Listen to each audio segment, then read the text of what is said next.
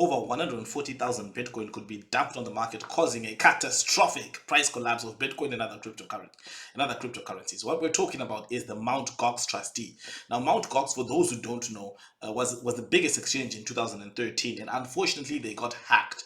They had about 850,000 Bitcoin and they got hacked. Now they recovered some of those funds, right? And so they've been going through bankruptcy, all these court procedures that takes a long time. And finally, it's coming to an end and they're about to distribute the 140,000 Bitcoin that they have. Now, obviously, people who've been waiting since 2013 to get their money might just dump it on the market, or maybe it could be dumped for them and they could receive a fiat payment instead. Now, here's the thing, right?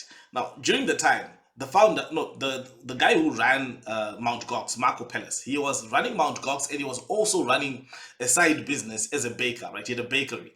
And so his attention was kind of divided between the two. So imagine that, right? You've got this exchange that is about hundreds of millions of dollars in it, and then you run it as a side hustle to your real business of making bread.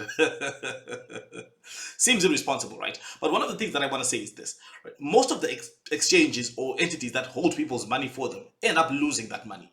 And the biggest question I have, mostly in regards to stablecoins, is if you have a stablecoin that sells a dollar for a dollar, and yet they've got executives that earn millions of dollars a year. They've got executives who drive fancy cars, who've got a big house and all that. Who funds that? Where does the income come from to fund all of that if you're selling a dollar for a dollar?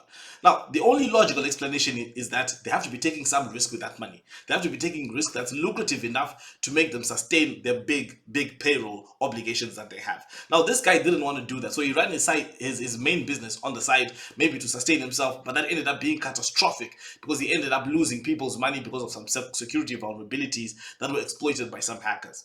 All in all, the moral of the story is not your keys, not your coins. Don't keep cryptocurrencies on exchanges. If you can, keep them in your own custodial wallet, a wallet that you hold the keys to, a wallet that you have full control over. And now we are seeing all of this happening. We've seen the destruction of value because of people putting their keys into the hands of people who are not responsible enough to keep them. Now, all in all, let me know what you think about this. Do you think that this the Mt. Gox story will affect crypto prices? I personally think that there's a big possibility that it won't be as bad as it may be, because obviously I think some of the whales will want to scoop up that Bitcoin before it hits the market. They might want to sell it OTC, right? Over the counter, so that it does not really harm the price of Bitcoin. And another thing is this, as we get more clarity to when these coins will be put on the market, I do think that we can start to see the prices of cryptocurrency start to drop just before for that, the prices will start to drop, and then as we get to that event, the prices will stabilize somewhere. So yeah, it is what it is. Anyway, let me know what you think. Thank you guys for watching and see you again next time.